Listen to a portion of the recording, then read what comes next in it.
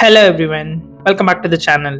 In our previous video on Llama Index, we explored how to use Llama Index to query your documents effortlessly. Today we are going to take it a step further and talk about something important: persistent storage in Llama Index. If you are tired of waiting for your index to load every time you start a new session, this video is for you. So grab a coffee, sit back, and let's dive in. By default, when you create an index using Llama Index, all your data is stored in memory, RAM, as vector embeddings.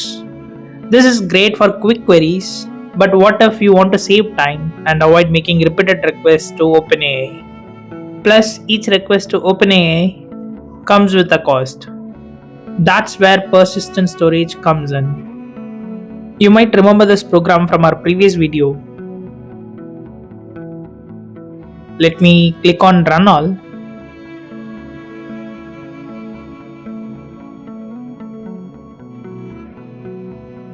And this is where our data is getting loaded and indexed.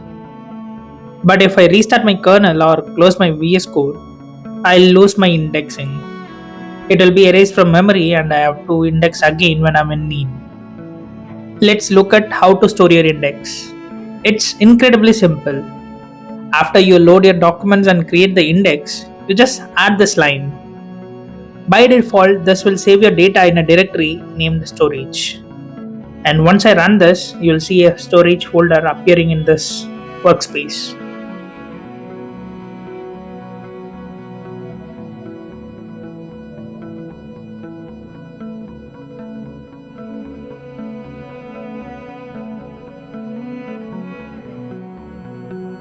And that's it. Your index is safely stored on disk, ready to be loaded whenever you need it. Storing your index is only half the battle. You need to be able to load it back whenever you need it. Let's modify our code so that it checks if an index already exists and loads it if it does. If not, it will create a new one and store it for future purpose. I'll give a custom name for that persistent storage this time.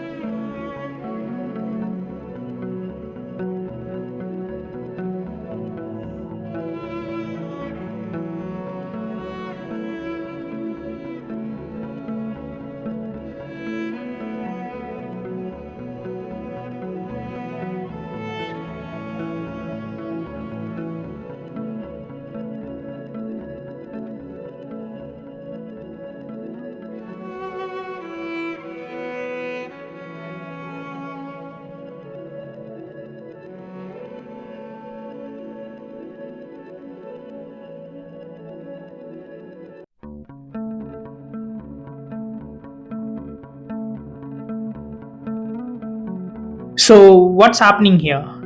First, we check if our storage directory exists. If it doesn't, we go ahead and create the index and then store it. If the storage directory is already there, we simply load the existing index using load index from storage. Easy, right? When I run it for the first time, it checks for the directory and it doesn't find it. So it creates index and stores it.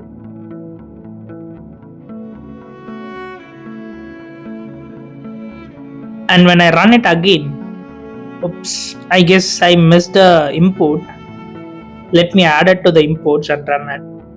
And for the second time, if I run it, it loads from the disk. And you can see it in the print statement.